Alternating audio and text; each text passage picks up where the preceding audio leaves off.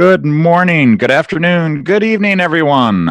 Welcome to the OpenShift Developer Evangelist Office Hours. I am Chris Short, Technical Marketing Manager at Red Hat. I am also a CNCF ambassador and executive producer of all the Twitch fun. We are also streaming to Facebook and YouTube. So hello to our friends on Facebook and YouTube and Twitch. Today I am joined by lots of people. I've got Ryan Jarvin, Brian Tanis, and Natalie Vento. I will let them introduce themselves and take it away. Hey, this is Ryan. Hopefully it looks like my video has frozen from my view. It does. Yes. Oh, okay. Well, I'll relog as soon as I finish this quick audio-only intro. But Ryan Jarvinen, thank you very much for bearing with us and the technical difficulties. I've been on the DevRel team for quite a while. My previous work experience, most recently, CoreOS. So we're going to dive into some deep Kubernetes information for you today, and hopefully that's interesting. Brian? Brian's on mute. Oh, I am on mute. Sorry about that. Hey, whatever. This is like starting off to be the technically challenged video call, but whatever. Anyways, so it's a pretty badass. I love the, I'm frozen in time. Anyways, so I'm Brian Tanis. I am also on the same team as Ryan. I'm a developer advocate at Red Hat. I focus on OpenShift. And yeah, we're going to talk about some cool stuff today. I guess we'll pass off to Natalie.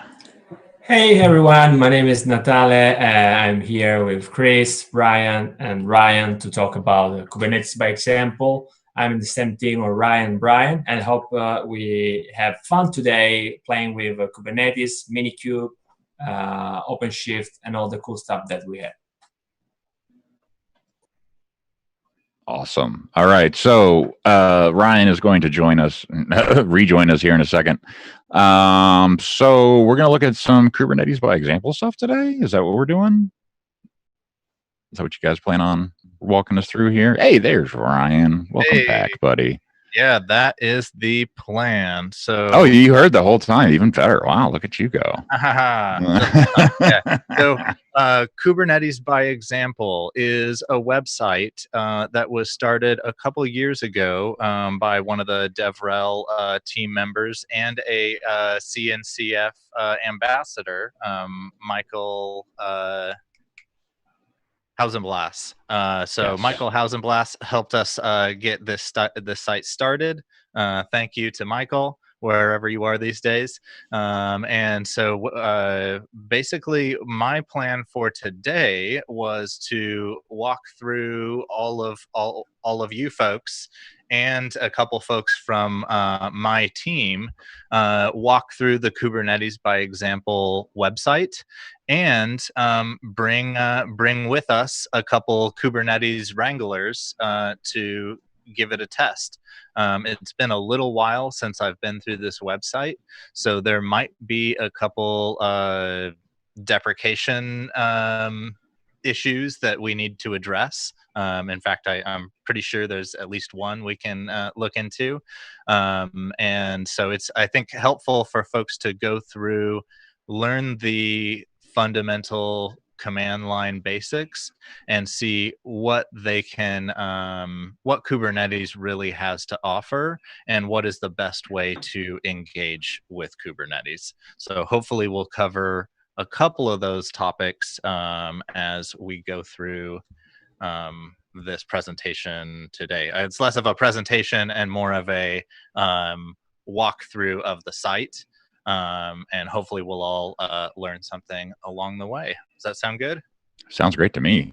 Sorry, everybody. I did have the title wrong on the streams today.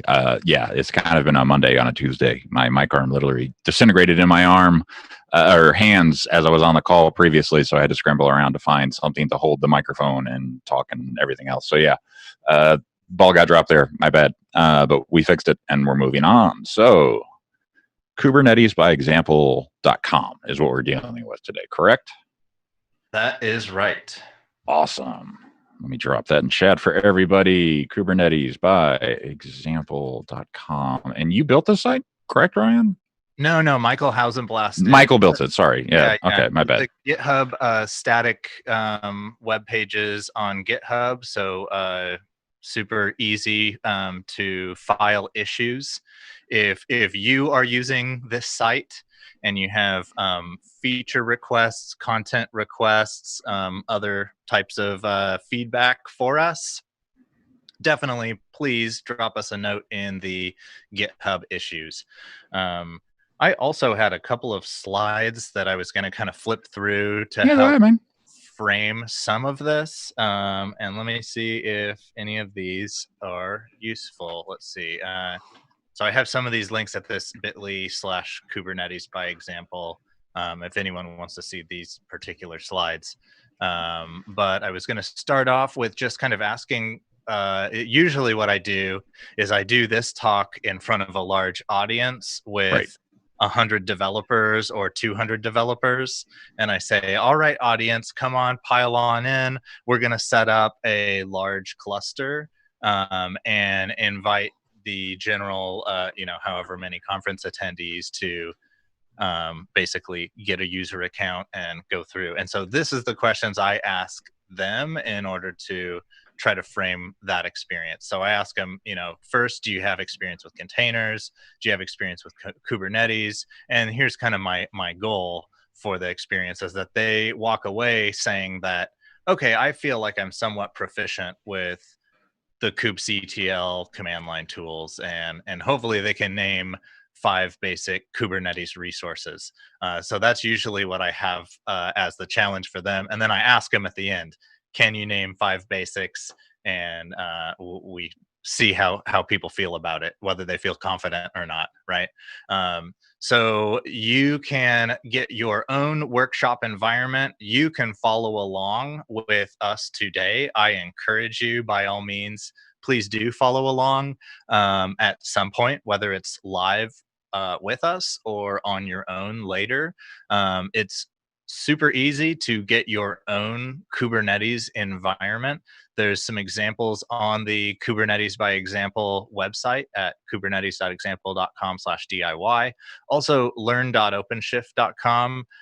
That's probably what I'll be using today to do any demos and testing. So we've got a couple examples here.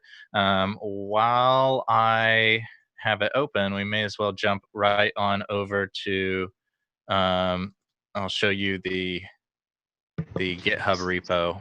So Ryan, you're saying that people that are watching the stream could go to learn.openshift.com, follow you, and do the steps, right? This could be interactive. That's cool. Oh, anyone who's watching, you can open up your own Katacoda learn.openshift environment, and I'll do that when it comes to setting up our environments. I just want to walk through a couple more small things. And thanks for pointing that out, Brian. Yeah, thank you, Brian.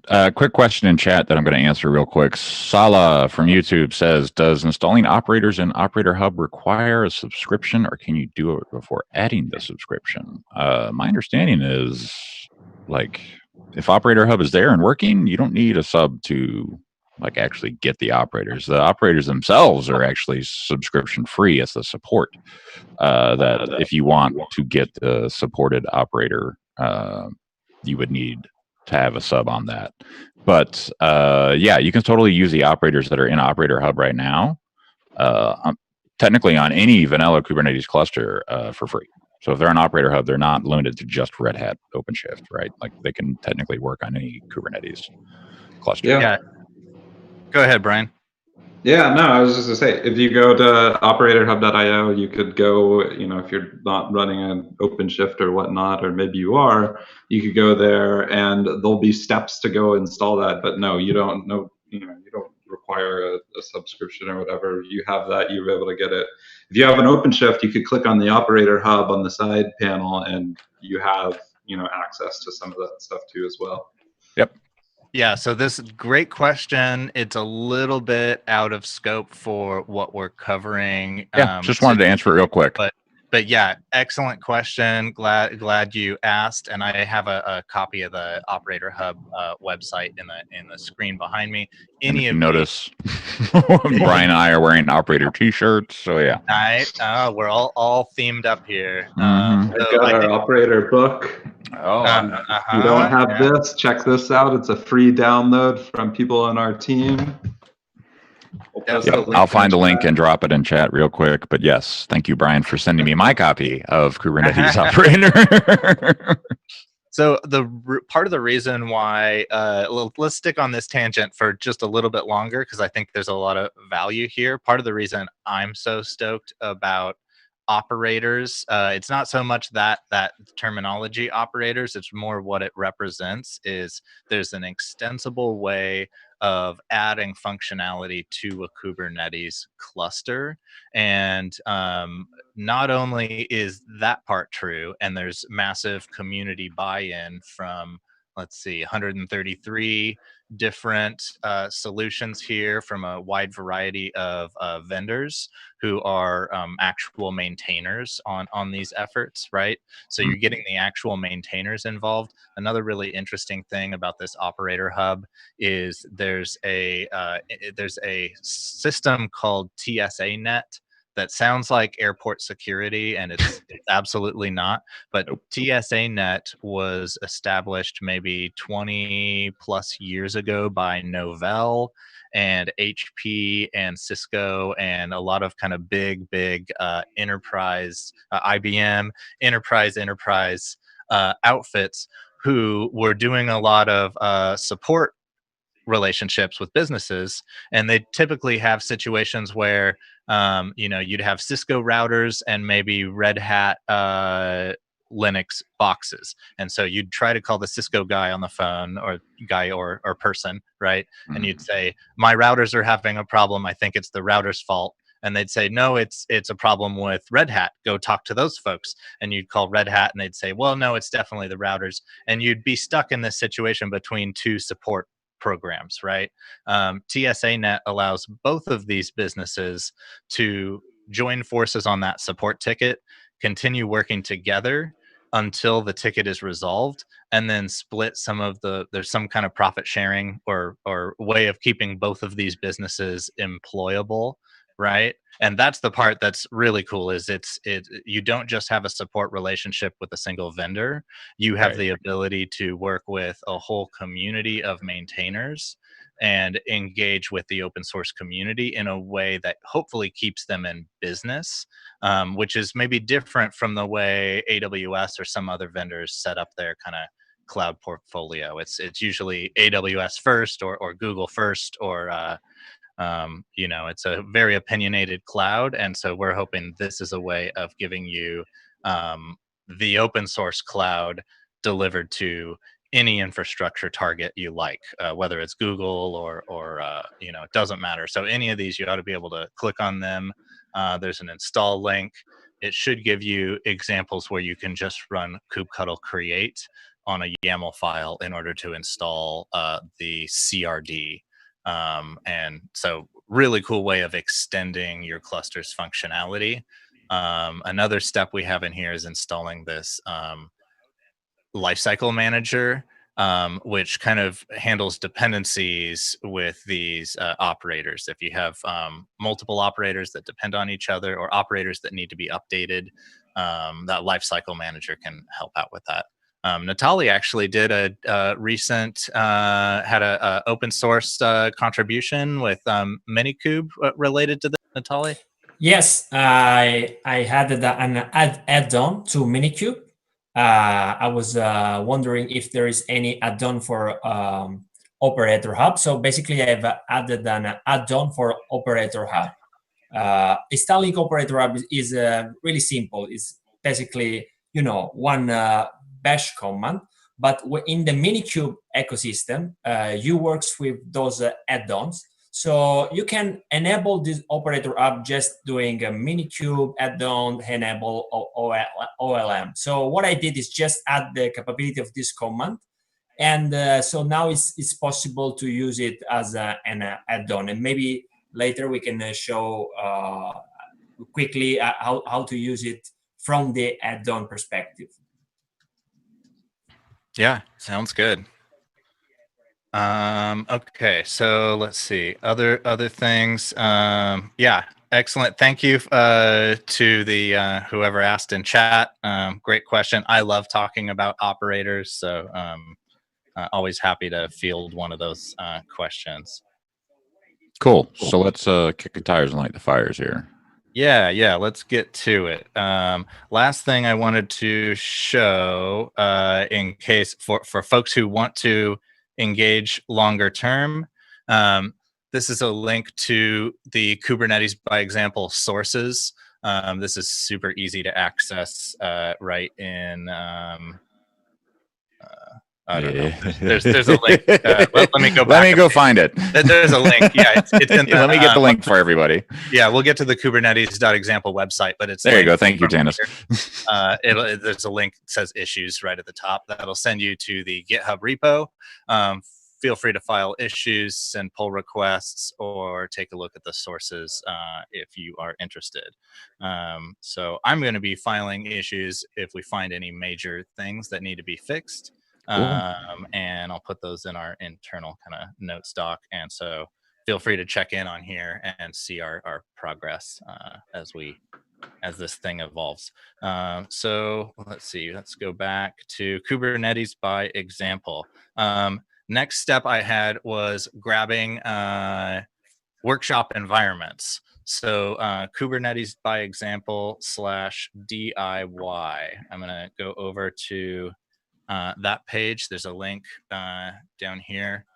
Try it yourself. So it recommends the top option here is this OpenShift Playground.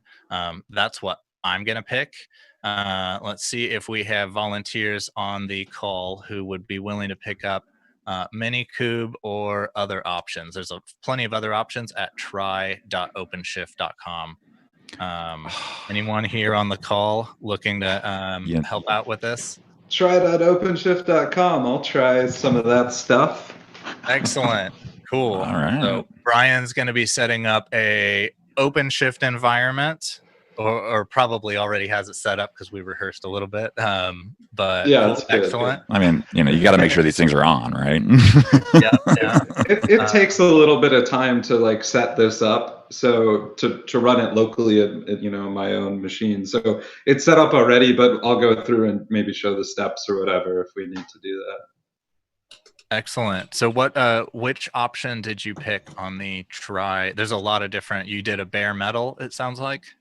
So I've got two that are both on the try.openshift.com. I'm going to show one of them, but I got two of them running. One of them is bare metal install. So I've got three actual computers. They look like NUCs, Intel NUCs, really small, low power, pretty awesome machines.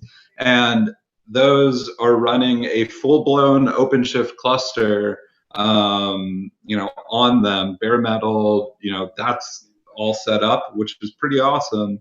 It's a compact cluster, currently in tech preview or whatever in terms of OpenShift, status, because I only have three computers. But whatever, hey, it works. It's cool. What I'm gonna show and talk about and actually use to test this stuff is code-ready containers, which is also available on try.openshift.com, and that allows you to run OpenShift locally on your own laptop or another machine, which is what I'm doing. And we could talk a little bit about, how to access that from other computers on your network.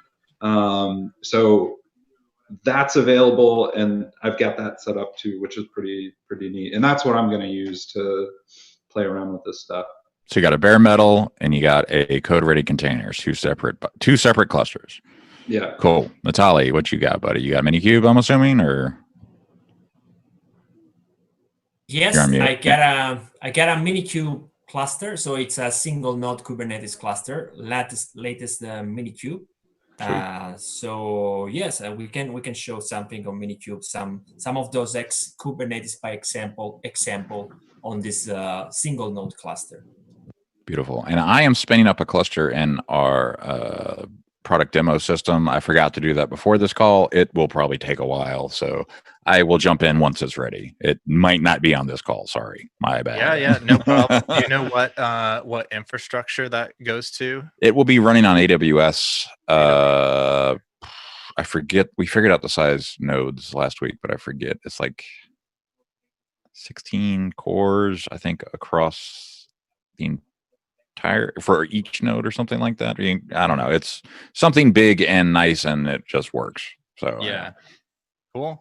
All different sizes and options available, and hopefully less expensive than paying for the EC2 instances, plus some top shelf database maintained by Amazon, when you could get a equally high quality database from the actual maintainers, the upstream maintainers, via Operator Hub. For hopefully less money, you can get subscriptions and entitlements and other kind of enterprise grade enhancements for higher quality support offerings and other kind of tie-ins. That's definitely part of the capabilities of Operator Hub, not required out of the gate for you to have a license key for a lot of those solutions, though. So great. So I am going to jump into the OpenShift Playground example, which I have over here. So this is the interactive learn.openshift.com for folks that want to follow along with my path. I'll click on Start, and I'm going to grab a OpenShift 4.2 Playground. This has the OpenShift 4 series environments. Warning about Katacoda. It's great that you can instantly spawn up a new environment and have it ready and available in your browser. Great way to kick the tires. There's a time limit on they time out after 1 hour, though. So you can refresh your browser as many times as you like to get additional hours, but you kind of lose your work every hour. Luckily, we're not doing anything super work intensive or where we're going to lose a lot of commits or something today. It's mostly testing. So I'll do a quick OC login.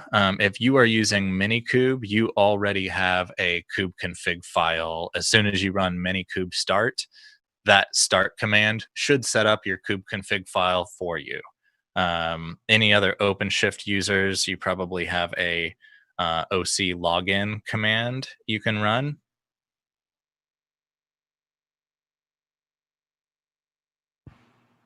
Next step is validating that your environment is indeed up and running. So for folks who are following along, I would encourage you to type in kubectl version. This should give you some indication that you have a kubectl command line tool available to talk to the API. And the second response here, server version, is going to be the actual API responding and saying, yes, not only is the command line working, the API is working, they're both available. Here's the specific version numbers you have. And so you may get different deprecation warnings and see different issues depending on which specific versions of the command line you're running. So this is something that I ought to have test automation to warn me if any of our example code ever varies out of conformance with one of these. But today we're just going to run through and test it by hand. So it looks like I've got kubectl 114. Other folks on the call might have slightly different version numbers. 118.3, whatever. Okay. Yeah. A little bit newer. A little bit newer. Yeah. Cool. So, all right, Kubernetes basics. So we're all going to be storing data in a etcd data store. I'm going to kind of skip through this, but there's a database where all the statefulness of the whole platform goes, and it's in a database called etcd. This runs on the kind of control plane nodes. This is where we will be storing our data when we talk to the API. The API generally has objects that include these 5 fields: kind, API version, metadata, spec, and status. We'll see some examples of this. And pods. Let's get to pods. So here we go, pods. Let's go. Next step is kubernetesbyexample.com/pods. Hey, Ryan, when you switch back to your console, can you increase the font size, please? Yes. Let's see. Good feedback. And I'm also going to try to hide this left panel here. I might be able to full screen the terminal. Anyway, yeah, we don't really need the left panel instructions. There are some kind of guided scenarios for folks who are interested in learning specific topics. I have a Kubernetes by example topic on our Learn website. Okay. Well, how's this font size looking? Is that okay? Let's see. I think that looks okay to me. I mean, it looks okay to me. All right. I'm looking at the stream. It looks okay-ish. Yeah, it looks good. Okay. All right. So a pod, here we go. I'm just going to start. Same thing with, do the through. same thing with your browser too, buddy. Yeah. Why not? Why not make everything easy for folks to follow along with? Yes. Okay. Cool. So pods. A pod is a collection of containers. This is a really important concept in Kubernetes. This is kind of your fundamental unit of scale. So anytime you want to launch anything on the cluster, you can have things that are not based on pods, but of the things that are replicated and scaled and auto managed for you, pods are generally kind of your fundamental resource type.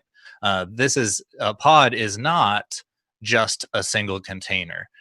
This is kind of where the Docker metaphor kind of fell apart a couple of years ago. People were going all in on Docker as a technology. People built Docker files, and then folks pretty quickly recognized that you need to be able to manage multiple processes. And if you have a single Docker file with multiple processes, it's hard to really encapsulate all the dependencies of each individual process when you're lumping them all into one big bucket. And if any of those processes fail and need to be restarted, you want some system to be able to restart them, reschedule them, rescale them, and manage them in an effective way.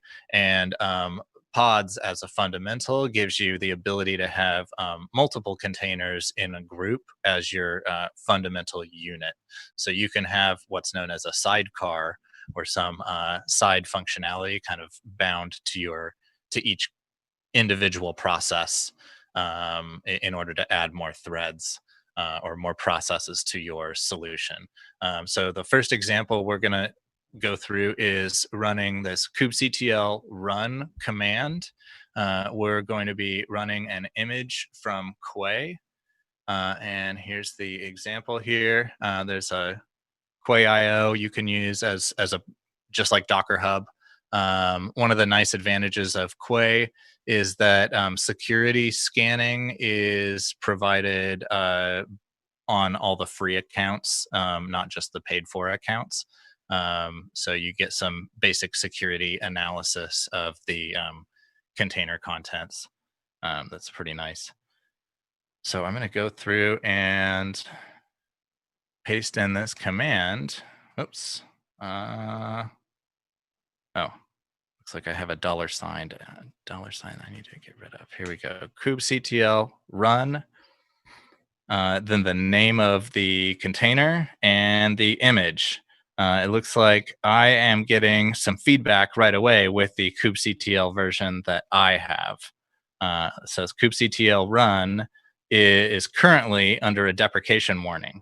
And will be removed in future versions. So folks who are already on kubectl 1.18 are probably maybe seeing this warning, maybe not seeing this warning. They're going to get a different feedback. So this was the first issue that needed to be basically addressed. in our examples. Anyone else have feedback on this example command when they ran it? Yeah, I think yeah, from the chat there was the same deprecation warning. So yeah, for sure, people are seeing that.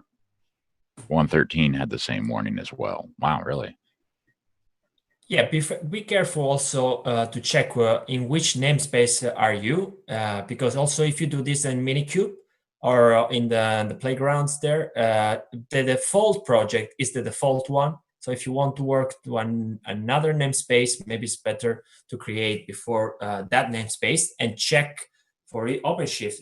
Check if your user has access to the default namespace or default project. So before launching those example, you can select your favorite namespace if you want.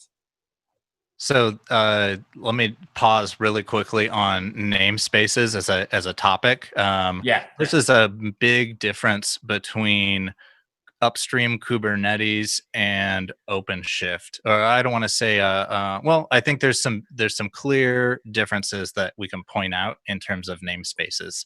OpenShift, like I showed you, there's a login command, and you'll get a namespace kind of context set up by default. There's also an issue with how Kubernetes organizes the API and permissions on the API. As a standard user, I'll type in an example command here. If I wanted to find out which namespaces I have access to, I could run kubectl get namespaces, and this should tell me which namespaces I have access to and which ones I do not have access to. Unfortunately, this type of question is someone that only a cluster admin has access to ask who owns namespaces and who doesn't. That question isn't something that can be delegated to standard users. That particular API query, there's no easy way to delegate it, and so you end up with standard users not even being able to ask the API, hey, where do I get started? What folders do I have access to, and which ones do I not have access to?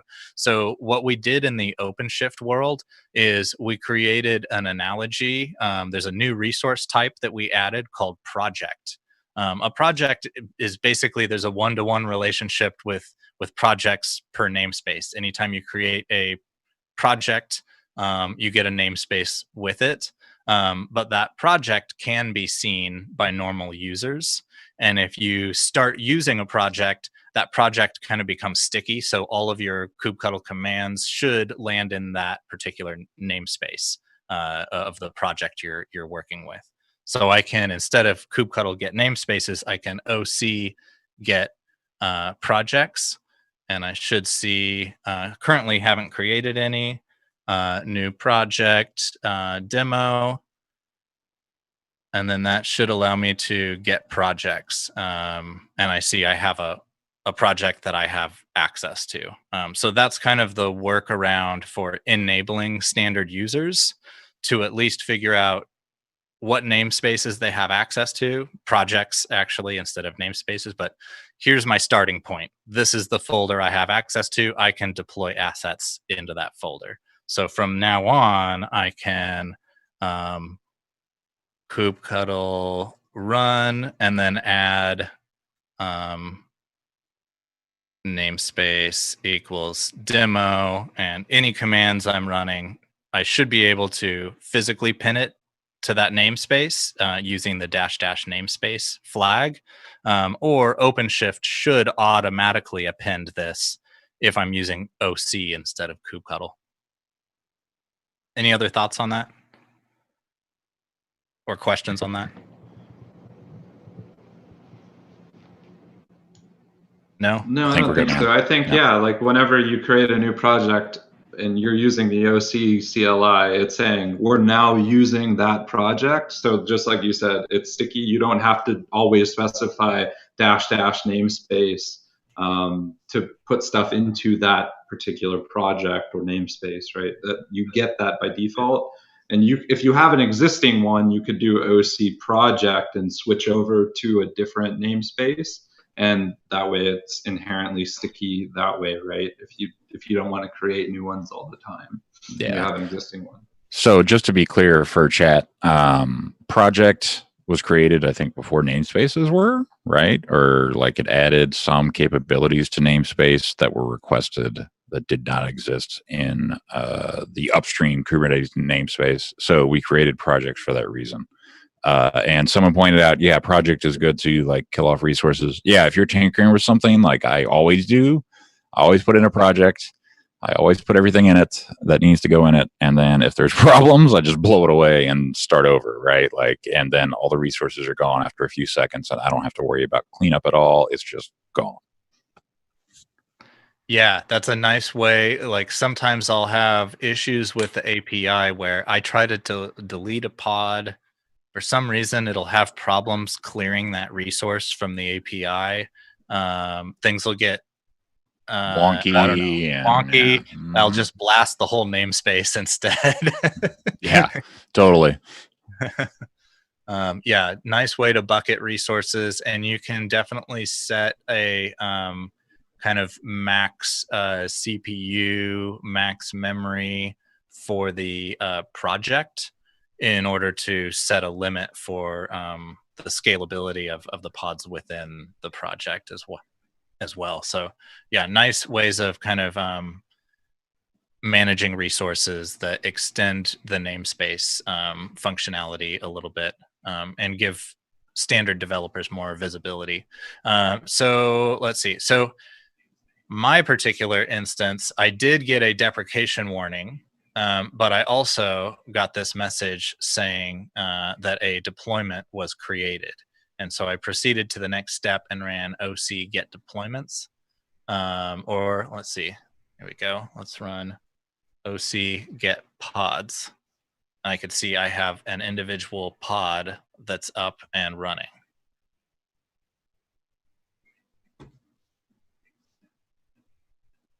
Any questions? So some people get deprecation warnings from just running the kubectl run and specifying that pod. Yeah.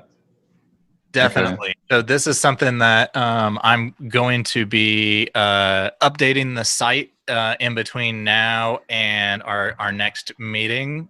Come back and check in on us on July 7th for any updates. I'd be happy to review changes that I've pushed in those 2 weeks. But I'll have some updates specifically around this that should target the latest command line version. One thing I noticed. Oh, go ahead, Brian. Yeah, I was going to say, for what it's worth, like I am running the latest version of Code Ready Containers, which is OpenShift version 4.4.5, which translates to Kubernetes version 1.17.1. I ran that and I did not get a deprecation warning. Yeah, so here's where it gets extra interesting, or at least it did get extra interesting for me when I was doing the prep walkthrough of this.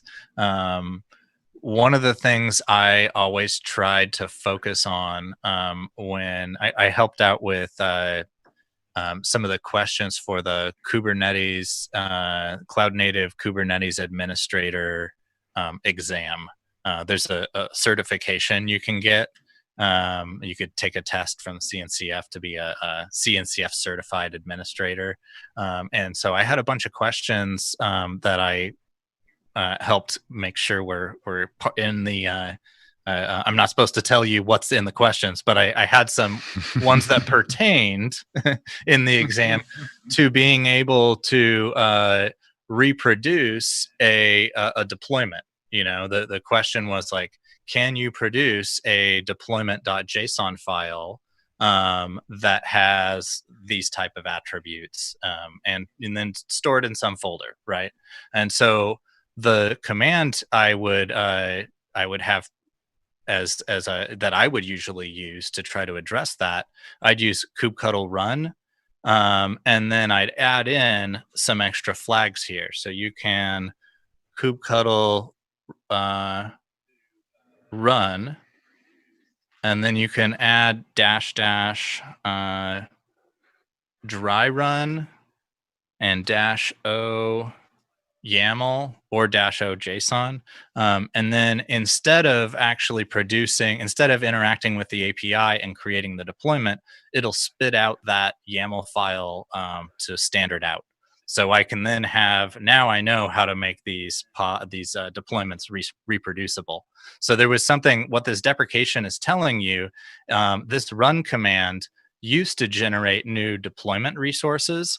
Currently, with the latest versions of kubectl, it generates pods instead of deployments, and the dry run flag doesn't seem to be working. I feel like I need to file some bugs against the upstream command line tool for their recent releases, because I'm not entirely sure you can still make a deployment resource with a port number attached, like I'm used to seeing in a lot of examples. So watch out what the output of this may have changed. Your output from kubectl run might actually be a pod instead of a deployment. If you have recent versions of kubectl, I believe it produces a pod. Yeah. So kubectl. I mean, I definitely have a pod running, but there's no deployment .apps or whatnot, right? So Yeah. that's definitely it, right? So maybe I just have a newer version of kubectl in my environment. Yeah, also in Minikube running Kubernetes 1.18.3 and kubectl 1.18.2. It's the same behavior, having a pod instead of deployment. Yeah, and if you type in kubectl help run, I think it gives you some options on how it's supposed to be possible to generate a deployment. And I think there's some option flag for making a deployment instead. And I think it partially works, but I'm used to being able to generate a deployment that has a port number specified inside it. And I don't know if that's possible anymore. I couldn't figure out how. I spent like a half a day trying to figure it out last week. Luckily, we're on the pods page, and so if kubectl run is giving us pods instead of deployments, we're on a page that's about pods anyway, so we don't need to get too stuck on this particular example. Just useful to note that the command line is going to announce deprecations as there are changes in the upstream API. But it's something that you have to keep a close eye on. And you may need to change your kubectl commands and constantly maintain those group of commands as the API changes. It's hopefully not too much work, but that's part of the reason why OpenShift tries to ride kind of on top of the Kubernetes API and give you some usability interface that's a kind of next level up.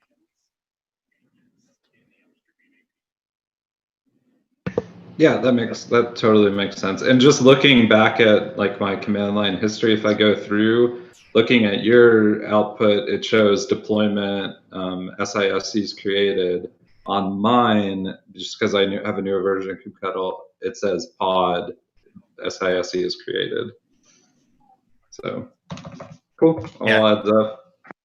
Cool. And you should be able to verify that you have the result you were looking for, either using kubectl get pod. You could do here's how much variation you have. You can do get pods. You can do get pod, or even get po if Get you're PO. Yeah, we've shortened pods, but we didn't shorten like resource binding or anything like that, right? Like Yeah. You can also ask for get deploy as shorthand for get deployments. It looks like since I was running an older command line client, I generated a deployment, which in turn generated a pod.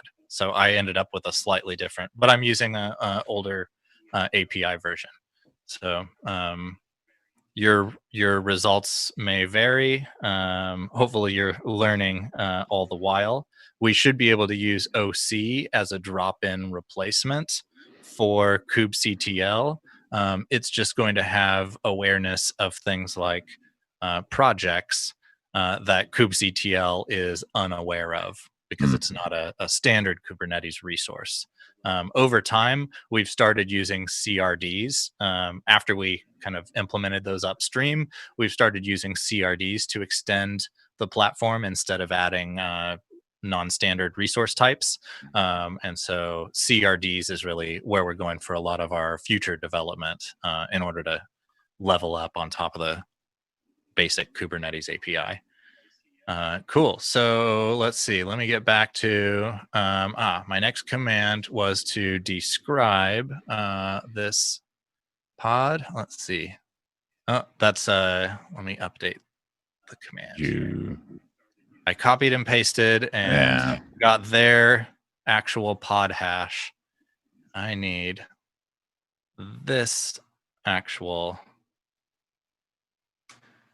hash. Okay, so here is the IP address that I have available. If you're using Minikube, I think you can run Minikube SSH in order to get into the Minikube VM. And then once you're inside the VM, you should be able to ping these. You should be able to run a command like this, use the curl directly. Yeah. You can also use OCRSH to get into the cluster as well, but this would be run from inside the cluster here. One thing to note is if you have a later version of kubectl and you're generating a pod instead of a deployment, the name doesn't have, the extra hash, that unique thing, because you're specifying the name as SISE. So you would just run kubectl describe pod SISE, right?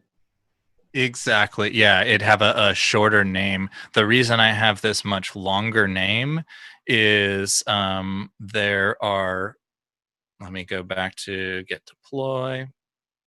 So this deployment,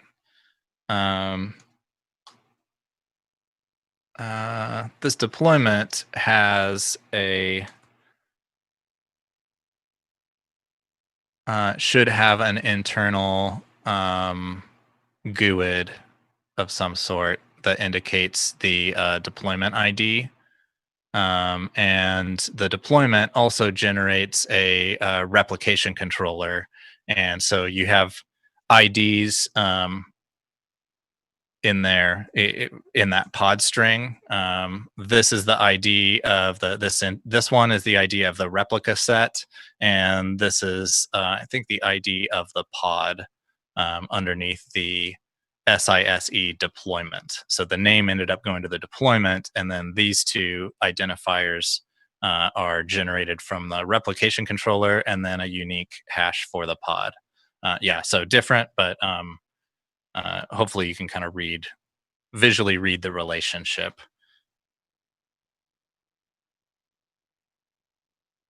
Cool. So next step is to run a kubectl apply. This is a different way of generating a resource. I'm actually going to open this in a new window very quickly. Let's go over here.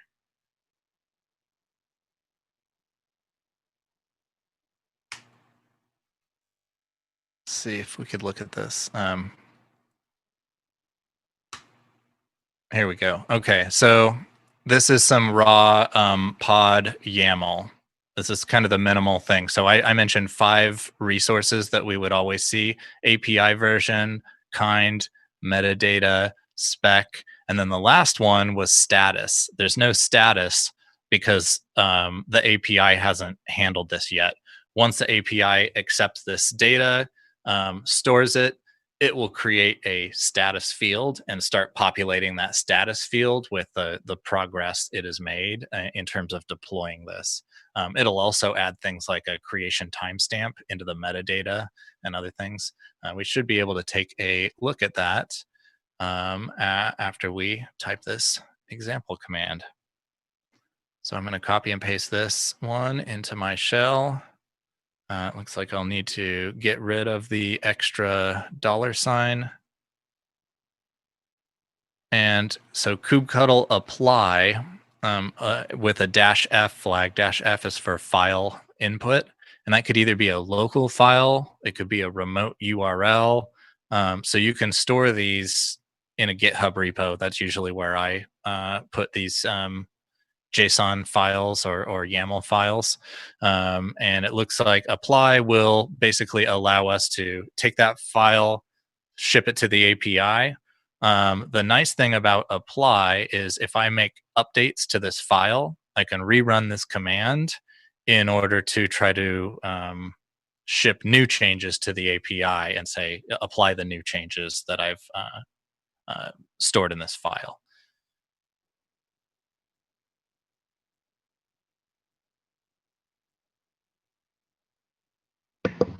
And in this spec, we've defined 2 pods. So regardless, you're running kubectl, an older version or whatever, like regardless, we're going to now have the same resources available because that's defined in that config.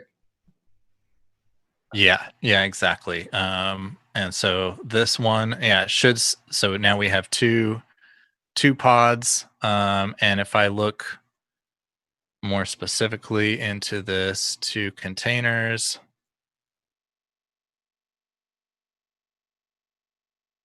and I'll do -o JSON, we can see that now this is actually let me count the lines. 190 lines of code versus what did we have? Less than 20 initially before we did the apply statement. You can see that now there is a status field with a lot of information in it regarding the updates and container statuses. You can see that there are, let's see, here should be our 2 containers. So here's the spec of what the pod should look like. And there's an array of containers. The first one is this simple service. That's the same thing I think we already deployed. And then there's another container somewhere in here. Okay.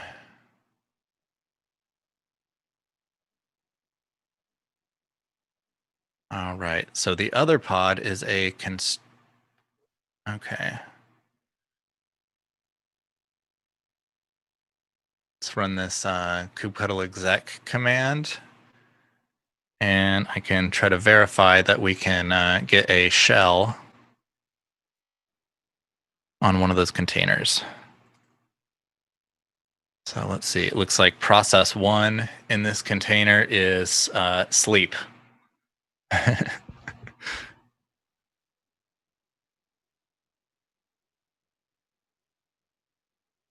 So we're not hitting. Go ahead. Yeah.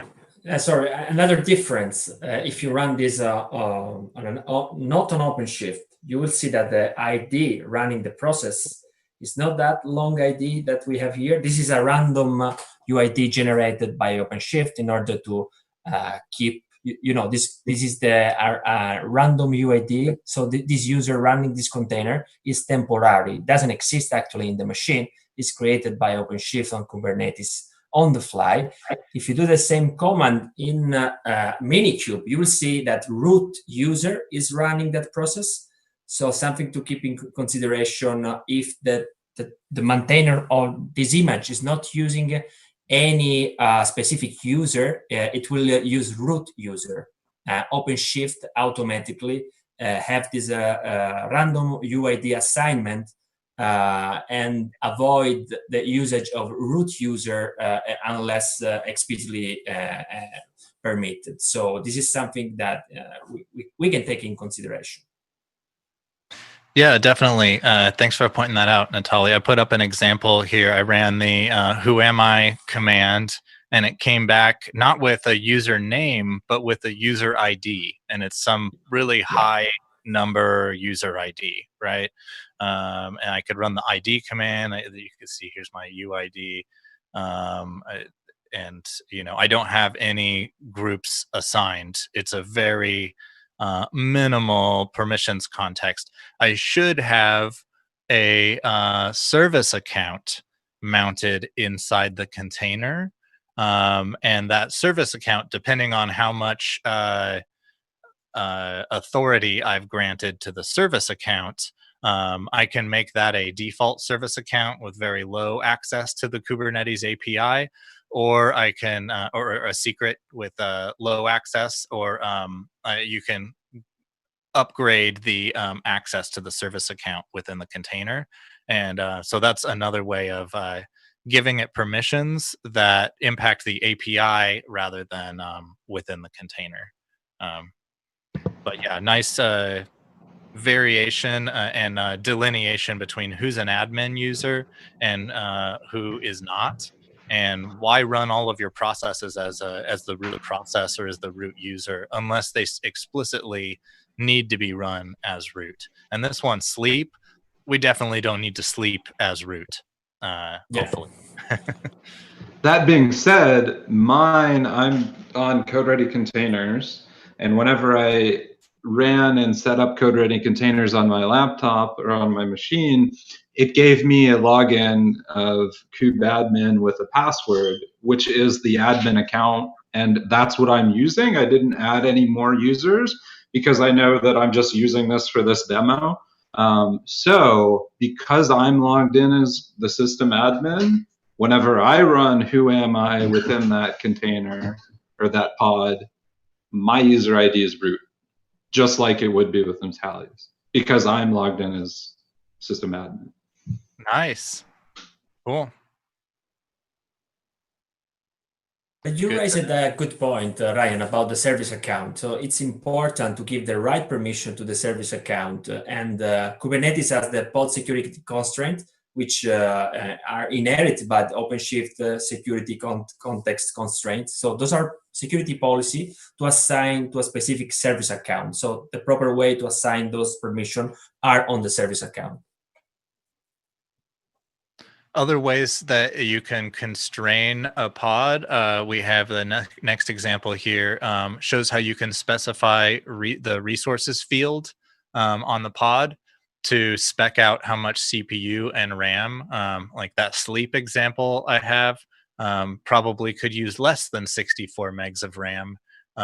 You can try to provide less resources or an appropriate level of resources, I guess.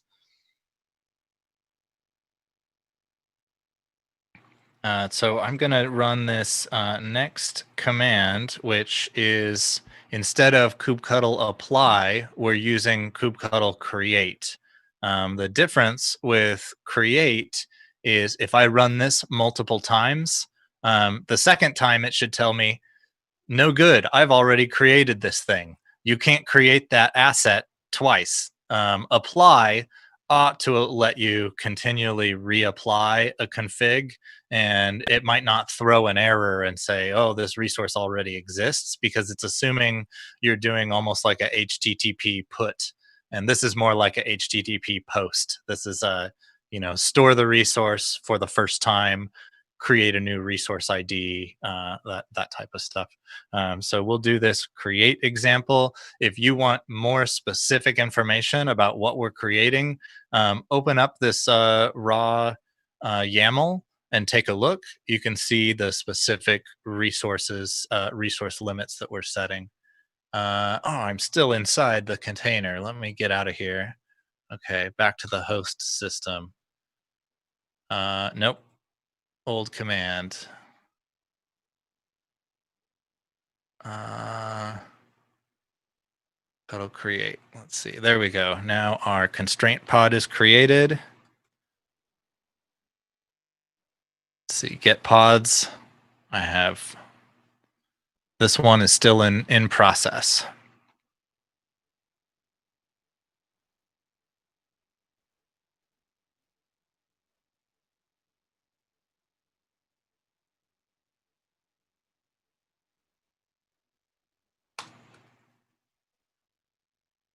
I'll do a quick look at the YAML so we can see some of the fields that are being populated here. This is all the, this is the spec. So here, resources, we have CPU and memory limit, the limit and the requested amount. So we've kind of set them both to be the same, but you can have a range. Minimum requirements, maximum requirements can both be set in there. Here's that container port. This is what I'm trying to figure out how to set container port on the deployment using the latest kubectl run. Please at me on Twitter if you figure out a way to use kubectl run to make a deployment with a port number, specifically with the dry run flag. I'm still trying to figure that one out. I need a button I can hit to flash up a developer alert. I need help. Help me solve this particular issue. Cool. So unless there's any other questions about setting resources, we will proceed on to the next section. So no questions about resources, but I think there's a very valid question here from Jared on YouTube.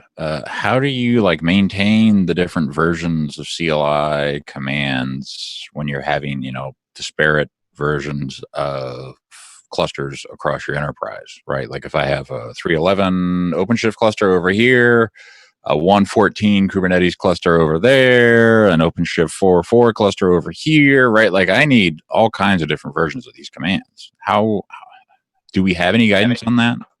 So one of the things that does help out quite a bit is inside this JSON or YAML, each of these I could call them, I think in the Docker world, these were called manifests. I call them resource files usually in the Kubernetes world, but they're internally versioned. There's a kind API version spec'd internally. So if you have an old command line, it's going to generate an older spec resource.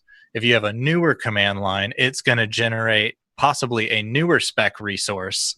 But you can do some command line flags in order to say, no, give me the older style pod. So the pods themselves, as well as the resource types and the API endpoints, are versioned independently. So that helps to some degree handle backwards compatibility, because deploy this in the old style even though I'm shipping it to a new API. Right? Does that make sense? You are going to have to kind of manage expectations of your developers in order to say, hey, developers, you all need to be using a minimum of kubectl version something. X, right. If you wanted to ensure that they all had a specific version of kubectl or a specific version of OC, and you never needed to warn them and never needed to give them any updates, and it was all just automated, you could deliver their whole development experience via OpenShift and have it mostly be hosted, just like learn.OpenShift is a hosted experience. I didn't install my kubectl command line tool. It's in the cloud somewhere. It comes by default. And so usually what I do, if I want to make sure all my users on learn.OpenShift have a specific version of kubectl, I go update learn.OpenShift, and then next time they log in, they all have whatever I expected them to have. So you can automate a lot of things in OpenShift like that. You can use code-ready workspaces to make whole kind of hosted IDE experiences available. But we try to have a lot of the command line experience hosted and available via the OpenShift developer perspective. So we're not covering that today. We may cover it in later weeks. We just wanted to show you the underlying, low-level Kubernetes basics. And then we can show you how OpenShift makes it look nice on top. But that's kind of a separate topic. Right. And there's nothing preventing people from creating containers with specific versions of the client that they can then use. Like they can SSH into the container or just run the container locally with the right client in it. Yeah, you should, for example, if I were to look at this particular raw, it'll have something inside it that says, let's see, I'll open it up real quick. Oh, here. So it has API version v1. It's pod v1. Deployments have moved from v1 to apps.v1. Right. Like there's a lot of these things have been kind of relocated on the Kubernetes API, and so this may be the right way to define a pod, because pods are basically v1 means it's not going to have the spec isn't going to change very much. Deployments are still changing a bit, and so you can internally version it in order to reproduce the experience of an older cluster or a newer cluster or whatever kind of behavior you want out of your pods. You tell it you're this style pod, and then hopefully it behaves that way until that API is deprecated, and then you're forced to move to the newer style pods, right? But hopefully it's clear when things will be deprecated. Yeah.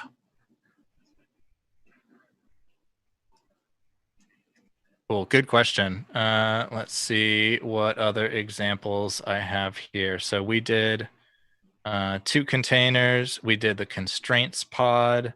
Last example we have is just cleanup. So if you are in the default namespaces, the default namespace, don't delete your entire namespace because you'll delete too many things.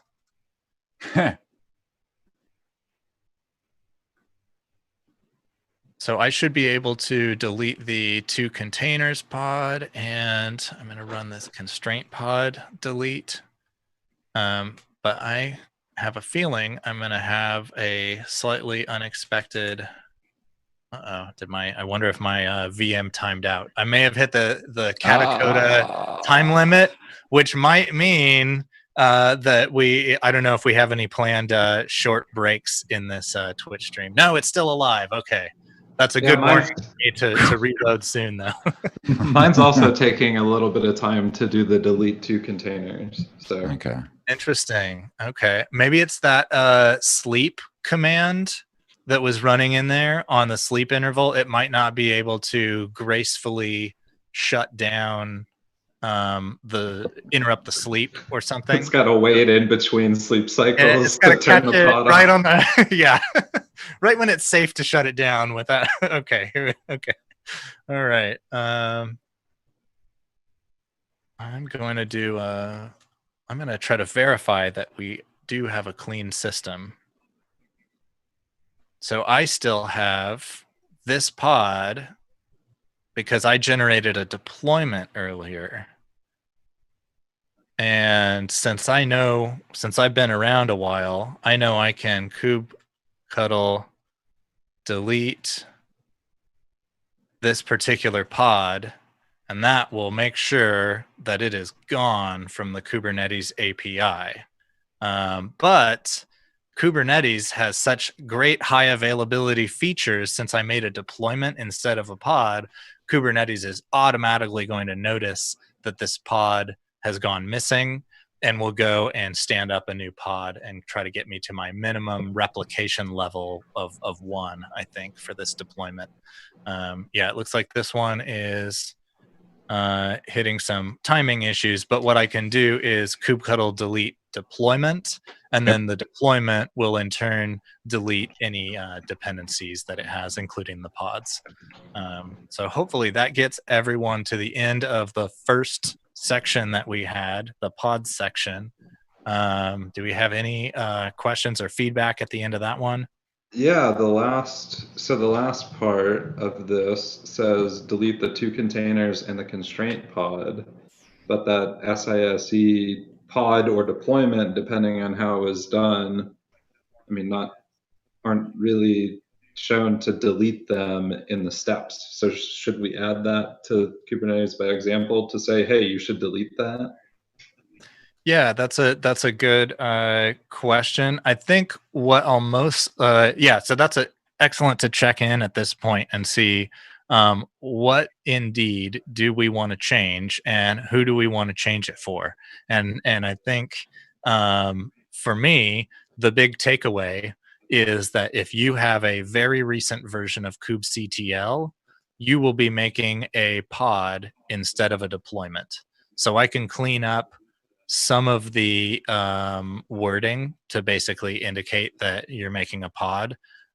Is it safe to assume that everyone's going to make pods? And should I put, maybe I need a warning for folks on older CL versions, yeah. to say, hold up, run kubectl version. If you are version 114 or earlier, you need to run this one extra step. So that's probably what I'll do is I'll put in some kind of splice in order to set expectations higher up so that folks don't end up with a deployment unless that's the expected functionality on the latest command line tool. Does that How about sound good? what I pasted in the chat? Because that way it'll in the good. chat for Zoom. I guess nice. if you're running batch, that'll work. No, I didn't see what you pasted into chat, but yeah, that might also be good for folks who are just looking to stay on track with the demos. Here is how you would get I got it. limit, and then you can also delete. Oh, you already got that? Good. So I can't see chat right now, but Yeah, that's fine. No, I already copy and pasted the. Oh, Brian did too. So yeah, perfect. Yeah, I put it in the wrong chat. That's fine. I got you. Cool. That's why I'm here, man. Excellent. So now I should be able to get pods. I see that this last pod is terminating and being cleaned up. Hopefully I'm on my way back to a clean slate. And now I should refresh my Katacoda environment, put in another token to buy myself another hour. And then we could move on to the next section.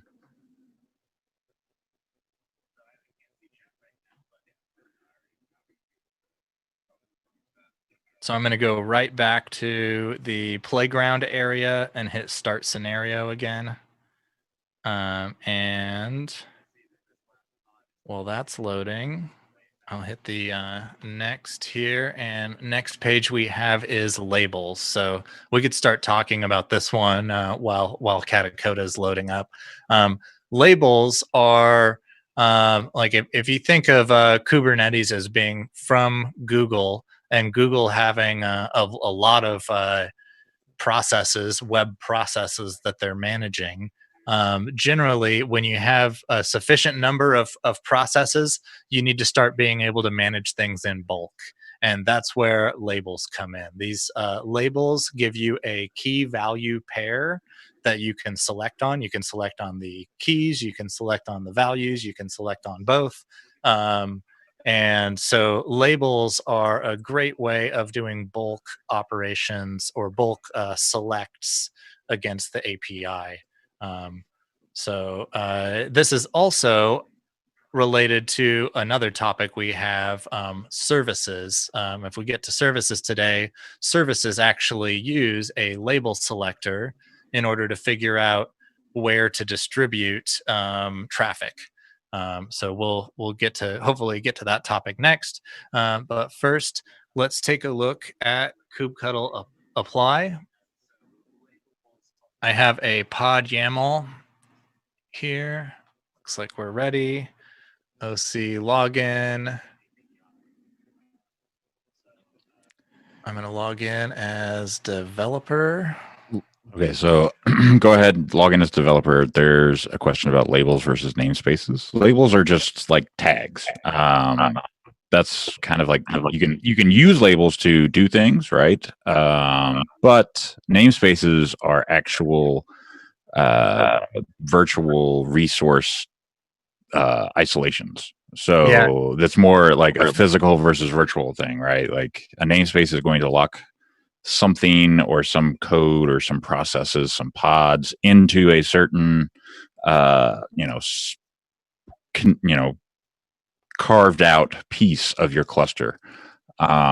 where a label is metadata essentially for a pod or deployment or anything for that matter, the project itself. Yeah, exactly. I think one thing to note is that namespaces, if you're looking at the where all of these assets end up getting stored in etcd, etcd has like a path, like a URL path where all of these resources are getting stored, and namespace is very early in the URL path. It's before the resource type. So every resource needs to be within a single namespace, bucketed within a single namespace. And that's why you can't just ask the API which namespaces do I have access to, is because namespaces aren't actually a resource type. They're a bucket for resources to be housed within. And they're kind of how you would divide up permission scope and resource utilization per workload. And so it's, namespaces are much more fundamental in terms of bucketing things. They could only be in a single namespace at a time. But labels you can reuse and they can expand across projects or across namespaces. So you might be able to do a label select that potentially impacts all namespaces.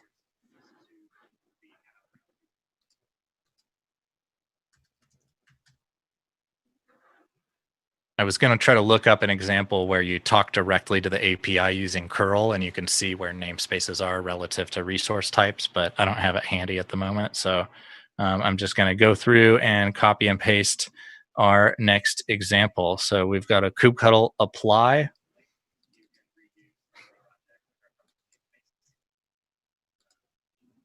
And it looks like I have a new pod named label X that should be created.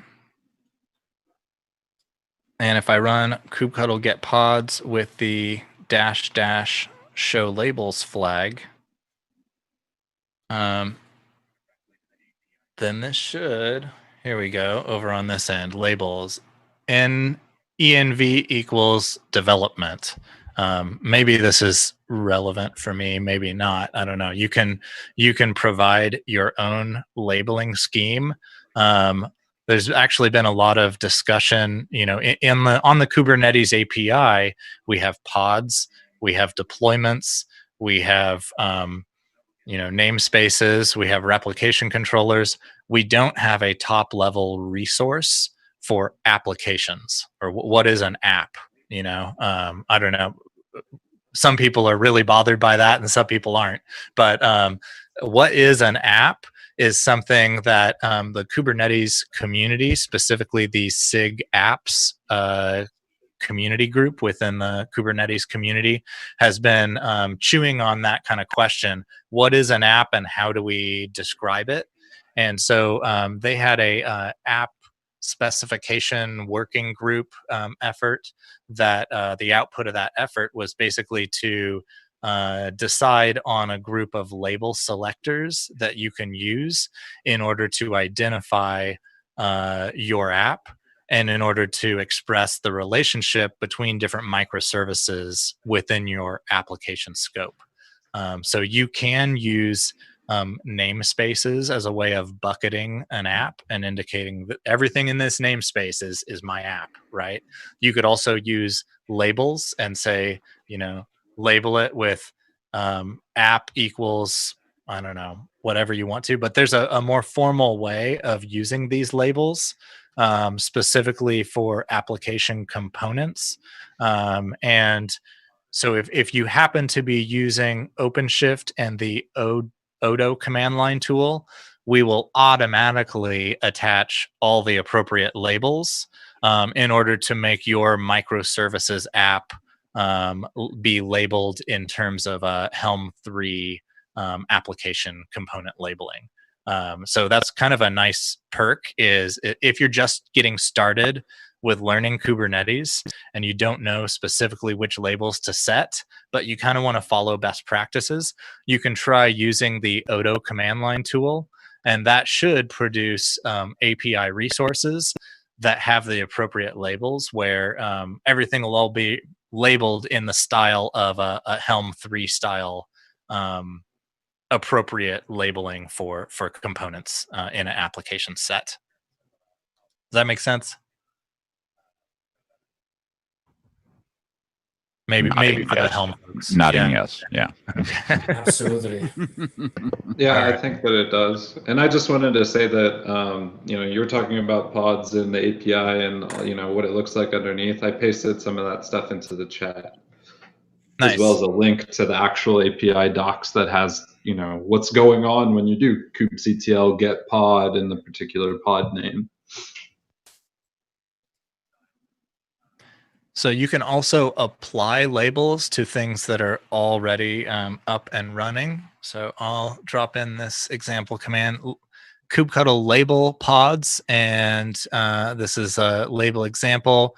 So we're selecting, I think, let's see, label. All right, here's the resource type and the resource ID. And what we're asking is to apply this new label onto this resource ID of this resource type. So now if we rerun get pods and show labels, now I can see I have two key value pairs, the env equals development and owner equals Michael. Thank you, Michael Hausenblas.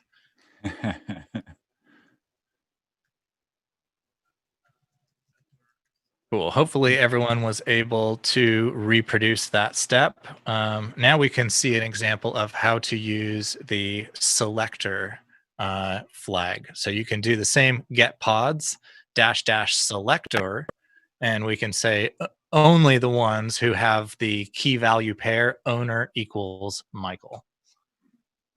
And it looks like we have our only pod that we've created so far, but we were able to find it. If I change the owner to Ryan, it should very clearly, yeah, no, nothing yet.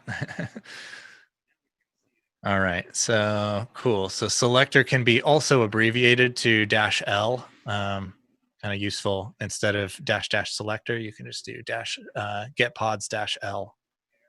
Good example here. I'm going to use the apply command. So here's an example of using apply to update an existing resource. We saw that this was labeled with environment equals development. If you wanted to do something where you suddenly promoted these workloads from development to production, you can have a service that uses this label selector in order to figure out, hey, what's production? What are production workloads? Let me ask the API. The API will know because I've labeled all of my production workloads. Let's label this workload as a production workload so the load balancers can find it. This is kind of how I would walk through this. So we know we've created it with a certain set of labels. We used the apply command instead of the create command. So we should be able to rerun the apply in order to update the resource. So let's do, I think this is the example I want. Paste this in. Oh, I've got the, gotta get rid So of there's that. a question Oh, in chat, and I apologize for the barking dog in the background. Best practices for labels. There's, is there a guide or best practice to follow with regard to labels? Bluesman84 puts in the best practices to label with the same key value pair all Kate's components relative to your app. For example, app equals, whatever. That's one way to do it. There's another way to do it. Like if you're looking for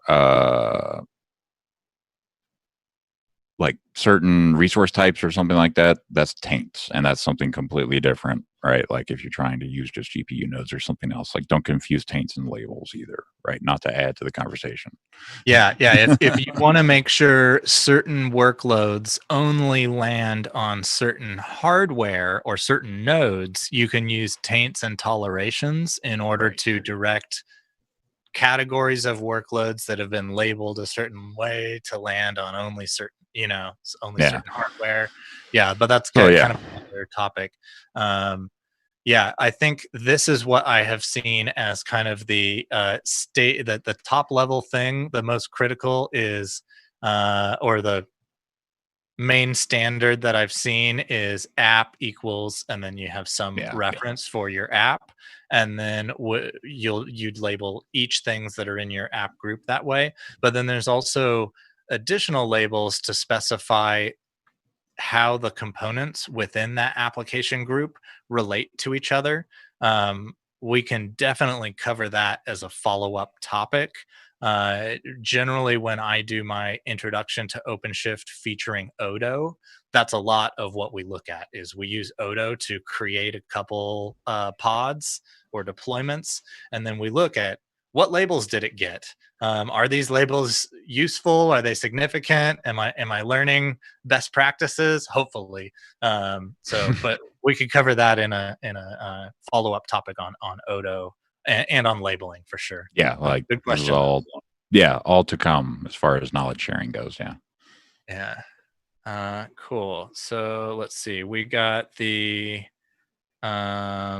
we promoted this workload to production. Here's a really interesting. So the selector functionality has been enhanced. You used to only be able to do this get pods -L.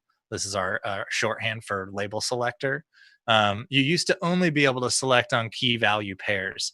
Now you can say select on anything that's in this set, right? You can do some kind of interesting set-based queries on the API.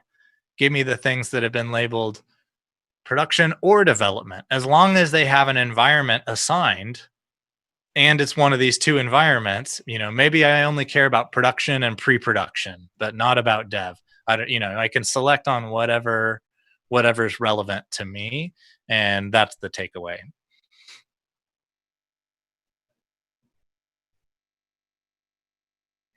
Let's see, one more example we have here. So a couple ways to do cleanup from this section. We can delete pods by ID. We've already seen how to do that. Let's use the big hammer, and we'll delete anything matching this label selector. Be very careful. You probably want to run a kubectl get pods with this first. Make sure you know what you're about to delete. I already did the get, so I know I'm only matching on these two things. So I should have confidence that I can run my delete without wiping out my actual product, anything mission critical like the API, or I don't know, Kubernetes API, something that's part of the control plane. Right. Moreover, if you do kubectl delete all, which is helpful because you can delete all the object, the service pod, config map, but if you don't pick the correct label, you could delete, as you say, the service of Kubernetes control plane stuff. Yeah, definitely be careful about other shorthand flags that you can be very careful to use. Yeah, delete all, and then so this is all resources, all resource IDs, and then over all namespaces. This is never run this one, because this, of course, is going to delete all of Kubernetes. Will delete itself, basically. So if you're Kubernetes is not safe enough to save itself. If you do delete all and then add - all, so why do you have to add - all? What's the reason? The reason - all, this is instead of a resource ID, and this is instead of the resource type. So this could be, I want to get all pods regardless of resource ID, right? And Yeah, does that make sense? I get it. Yeah, it makes sense to me. Right. I guess I could just do, is this the same? If I just neglect the resource ID, I think the reason I need it is because I had the resource type as a wildcard. And then the resource ID needs to be double dash. Right. Maybe. Alright. Cool. Yeah, but definitely instead of using this all namespaces, you generally, if you're using kubectl, it's a best practice to always add in dash in and then whatever namespace you're actually trying to work within. This is, I ought to just add this on to every single command I type, but I'm used to using OC, and OpenShift just makes this namespace sticky for me. So I only need to swap namespaces as needed. So I'm not as good about having the muscle memory to automatically append my namespace, but it's a good practice to try to scope your namespace into your commands and not just assume that you have the right context. We got the right context in our example, but good to include it for sure. Any other questions about this labels section?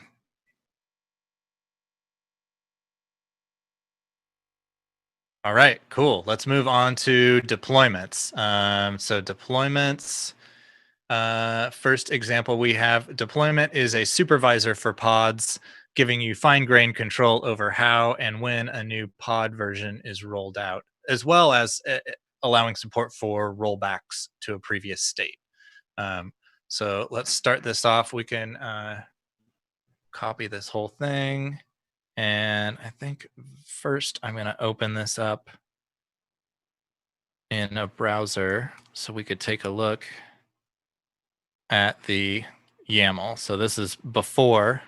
Here's our before, and I think it's, I don't know, less than 30 lines. We have the container port specified. So one thing to note, I mentioned that we would have kind of 5 fields: API version, kind, metadata, spec, and then the last one is status. We don't have a status yet because this has not been shipped to the API. The API populates the status field.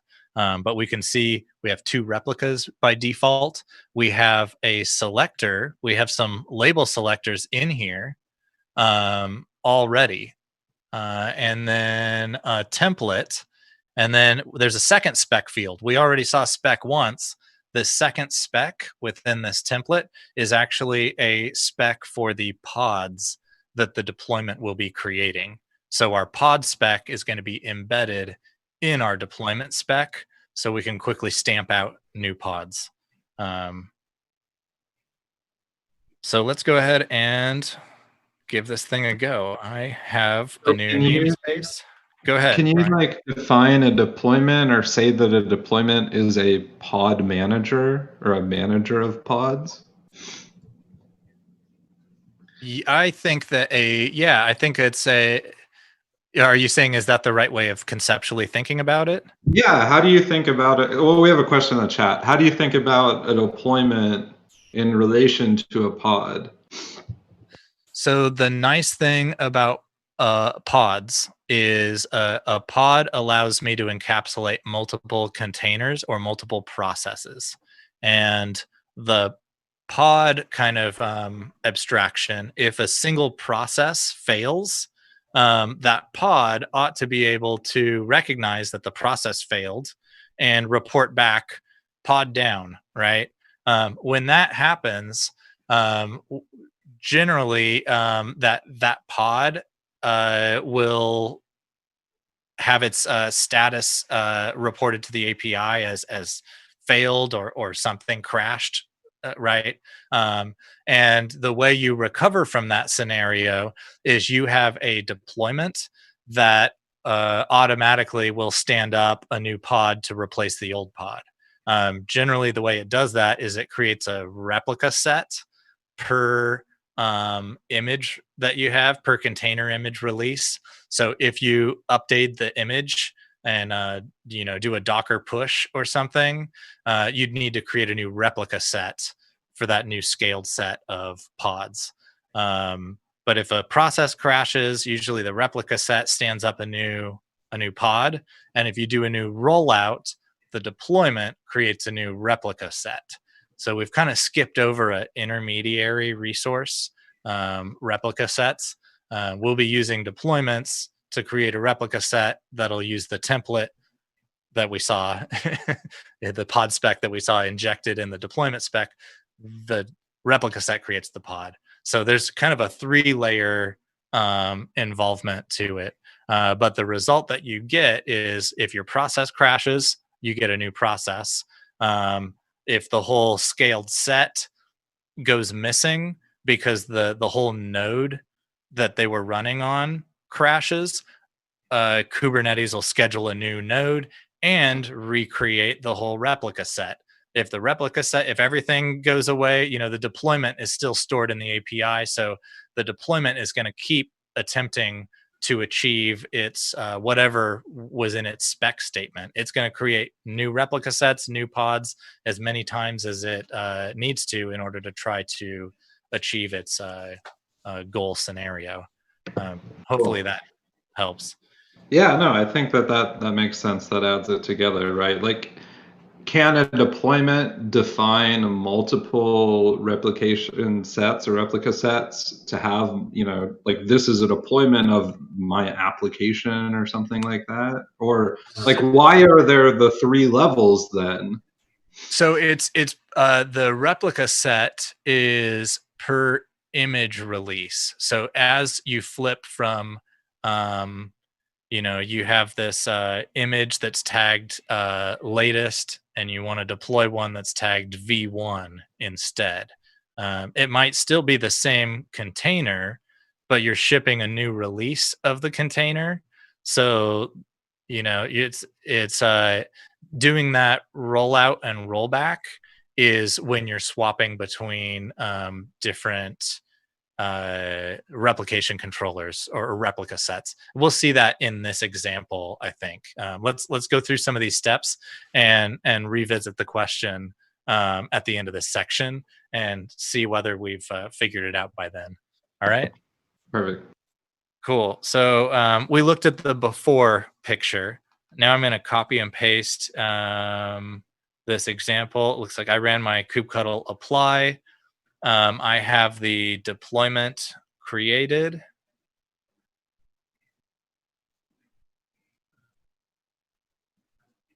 And then I can go check this from the command line. It looks like we'll be looking at how many deployments we have. And then we're also going to look at how many replica sets. There's our deploys. Here's our replica sets and pods.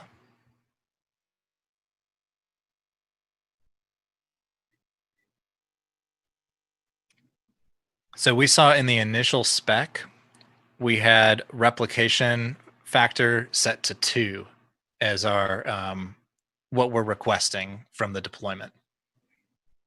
That's why we have 2 results here in the list of pods. You can also see from the replica set, which you can shorten to RS, it shows how many are desired, how many are current, how many are ready. And so what we'll do if we bump this container from a V1 to a V1.1, we would end up, we'll do a rolling deployment from one replica set to the next. Hopefully we'll get a peek at that next. From inside the cluster, I can curl this. You can access that with minikube SSH, or let me see if I can get a OCRSH.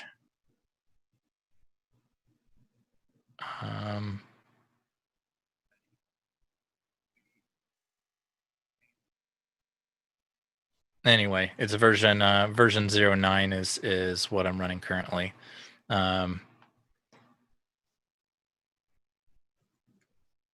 Okay, next step is to rerun this apply. And I'm going to open up this next file so we can see what specifically we're going to be changing.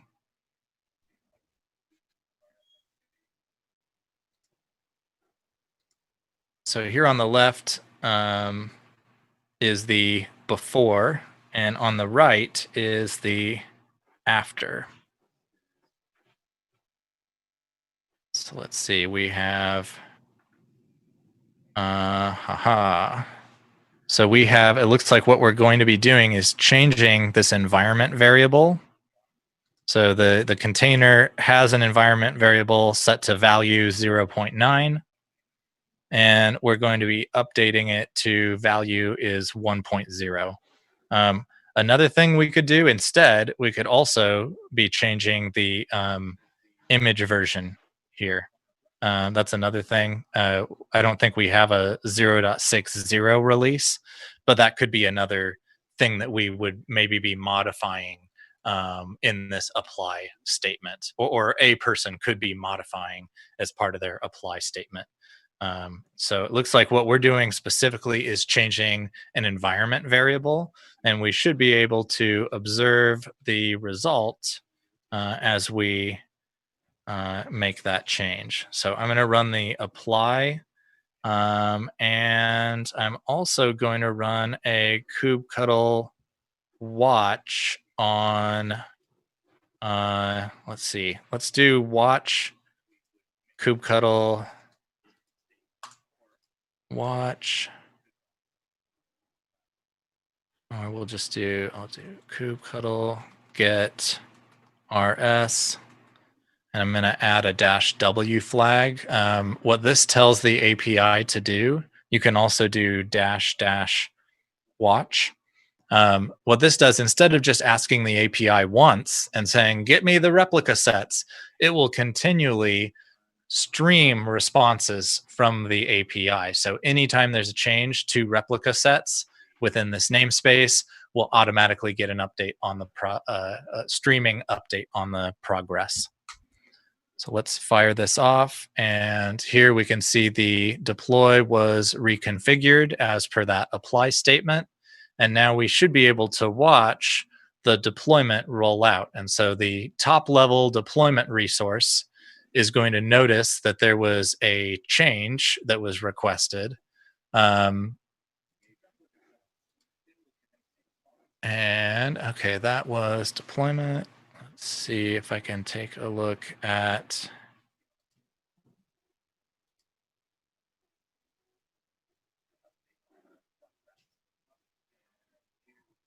oh, it looks like we're all rolled out and fully available. So here you could see the earlier deployment and the later deployment. And it looks like we did, we started off with, on the earlier replication controller, we had 2 pods and 0 on the newer one. And what these deployments allow you to do is, if your app is a kind of stateless app without a lot of in-resident memory that it depends on, or disk stores, you can essentially very quickly scale up a spare on the new replication controller, and then add new labels to move it behind the load balancer so it starts getting traffic. Once this one starts getting traffic, we'll scale down the old replication controller to try to keep us at our requested replication level of 2. Then we've got 1 and 1. Then we're going to scale this down as we scale up a new one on the new replica set. So hopefully the goal is, the deployment is trying to keep us at an even 2 pods the entire time, while doing a graceful rolling update from one replica to another replica, in order to quickly move us from version 0.9 to version 1.0. Hopefully that makes sense, why I would want to do a 0 downtime rolling update, and have the system be able to manage it.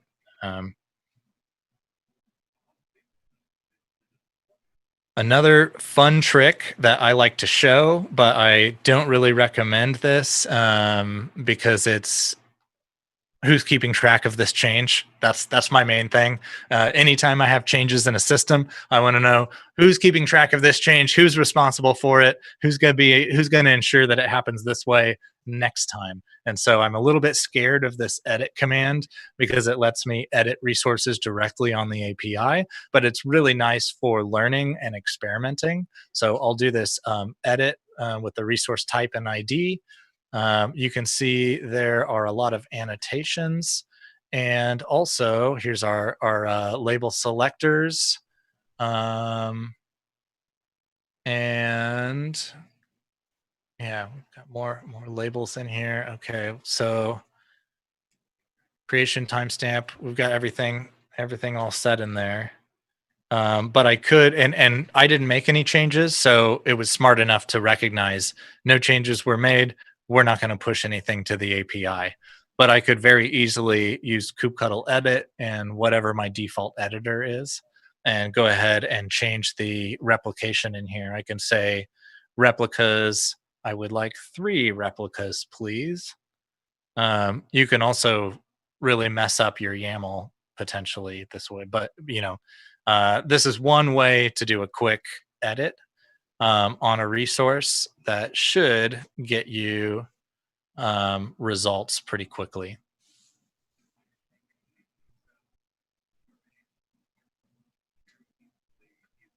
So we checked the replica sets. We saw that there was 2, and we were able to do a rolling deployment. If you have access to the inside the cluster via Minikube SSH or other means, as we covered in the pod section, you should be able to curl that workload directly and see that your version number should report 1.0. You can also do a kubectl rollout history. This is a nice way of taking a look at what changes you've shipped. This always counts up.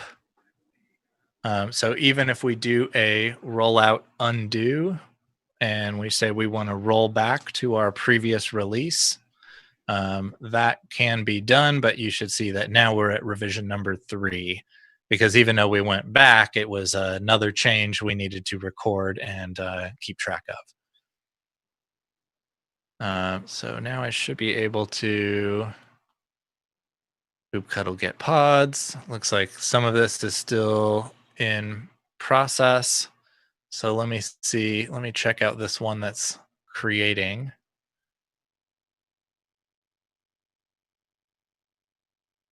And we could take a look at -o JSON and see if this has the right. Yeah, here we go. It's been rolled back to 0.9. So we have the right status in our pods on the API, managed not by us manually, but by the deployment did the updates for us.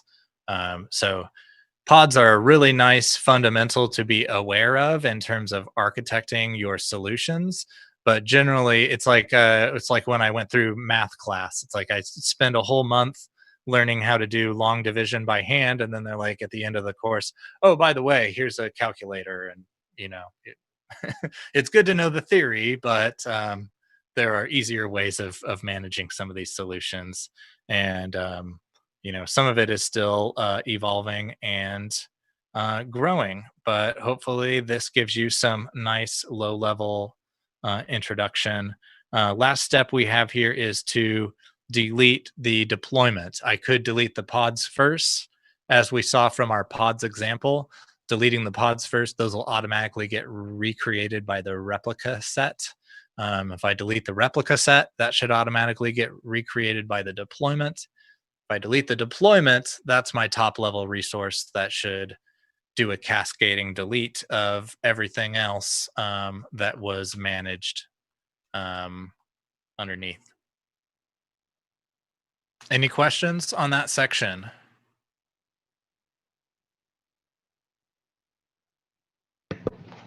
I'm not sure if this is possible, but do you know if there's a way to do like a recursive, like the pod is owned by the replica set, which is owned by the deployment? Like we know that we're working with the pod, but how do I figure out the deployments, the top level? I don't know if that's possible or not, but yeah. Well, just by looking at the name of the pod, if the pod was created by a replica set, it should have the name of the replica set in the name of the pod. And if the replica set was created by a deployment, the name of the deployment will also be embedded in the name of the pod.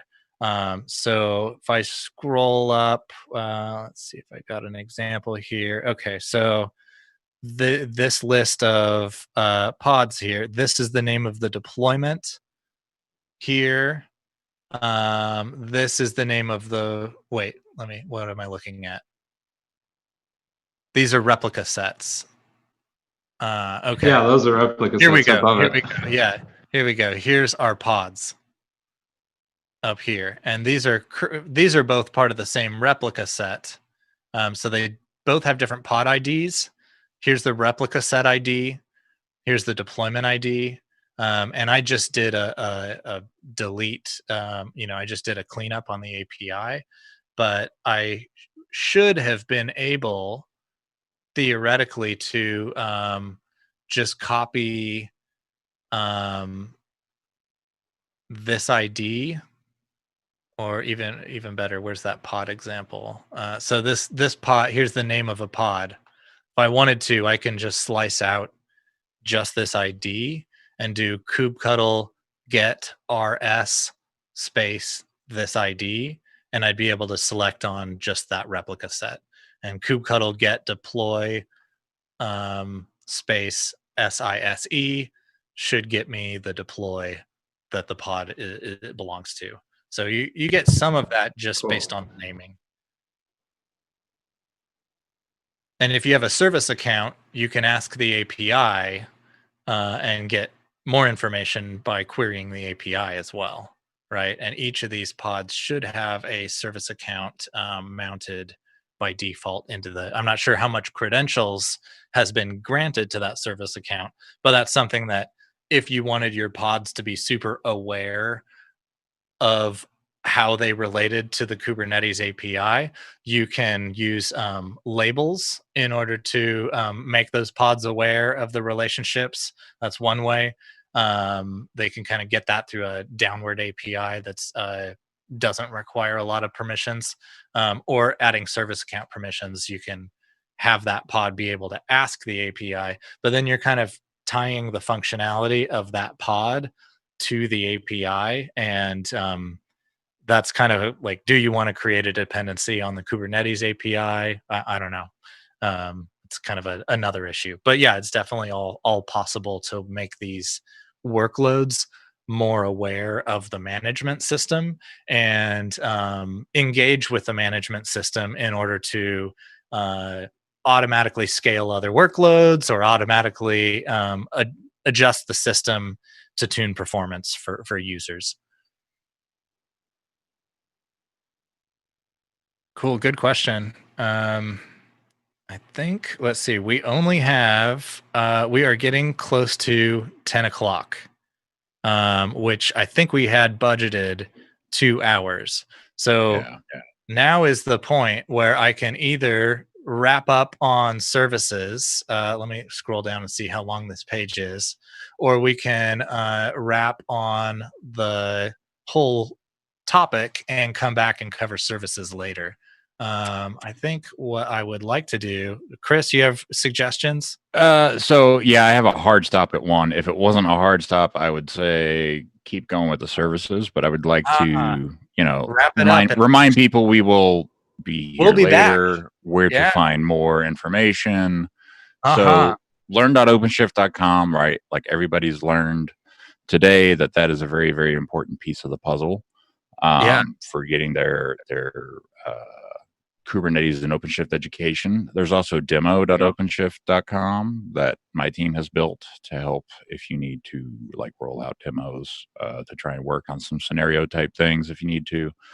And then obviously Kubernetes by example, which teaches you the individual components and so forth. So yeah, it's pretty awesome. All the stuff we got going on. There's some questions in chat. Is there a free version of OpenShift Online? So go ahead, Ryan. The one I would point to most readily would be the learn.openshift.com. That one, you do not even need to sign up for it. No credit card required, no email required, no login. The downside is it times out every hour, but you can reload your browser as many times as you like for additional hours, but you lose your work. So if you want to keep your work longer, the suggestions I have would be go down to that DIY page on Kubernetes by example. OpenShift Playground's a good example, or the one we just mentioned. Minikube is solid. Also, try.openshift.com. If you log in here, you should see the ability to set up OpenShift on just about any hardware, any cloud you like. Another solution in there is to use a VM and set it up on your laptop using code-ready containers. So that's a long-term, use it as many hours as you like. As long as you're paying the electricity bill, you're good. And to be clear, try it at openshift.com. Like all you need is a Red Hat developers login. There's no credit card required to get to try. It's when you start running it on clouds and things that actually cost real money. And then no money required. It's more you're paying for your EC2 instance. You're paying Amazon for EC2, and that's right. That's their problem. We can't give you free EC2 instances. Sorry. Yeah. At least not for long. The next time you guys will be here is what, 2 weeks? We've got these going every 2 weeks now. So in 2 weeks, Serena is back on the schedule with a OpenShift 4.6. If you're interested in seeing what's up and coming in 4.6, tune back in 2 weeks from today. Same time, same place, same channel.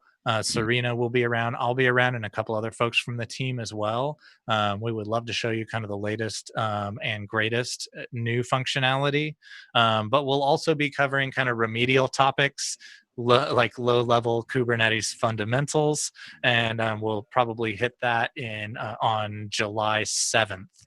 We'll have a follow-up on this session and more topics. If you have topics you would like to suggest, definitely drop it in chat. Let us know. Send us an email.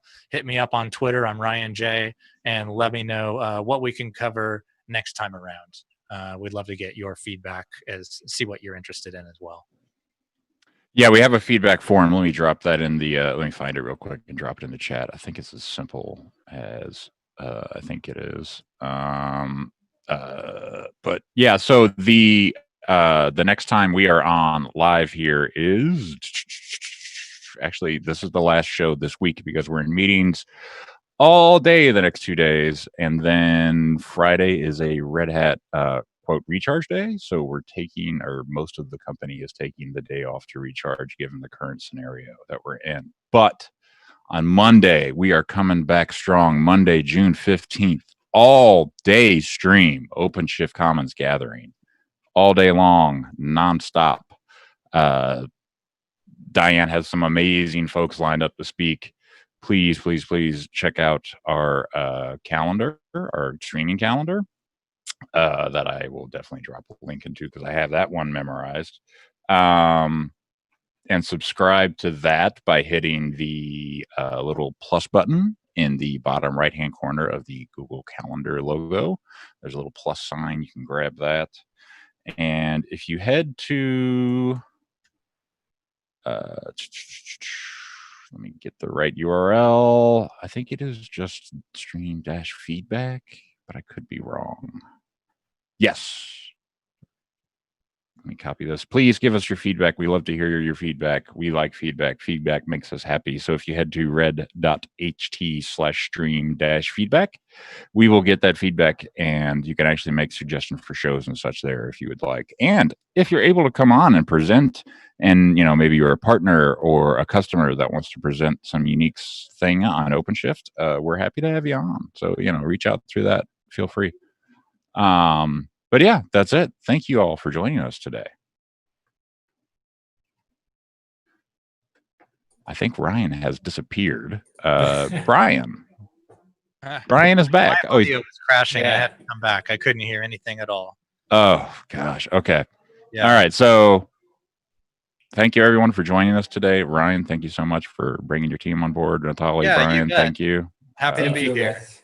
Yeah. How can I build a cluster for free? Check out Code Ready Containers. For cluster build up, how many master nodes and etcd nodes and infra nodes can we have? Check it out. etcd only 3 for etcd. That's why we only run 3 masters, because etcd runs on those. Your infra nodes, same deal. etcd only on 3 nodes.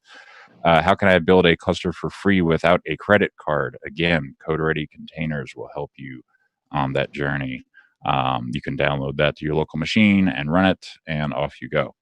Also Minikube, and yeah, go to try.openshift.com. There's ways to get some clusters. Learn.openshift.com. You want it for a short amount of time, just in a browser. There you go. That works. Yep. There's a lot of ways to get Kubernetes for free. All right. Thank you, everybody. I appreciate your time today. We will see you next time. Thanks, guys. Thanks all. Thanks. Bye.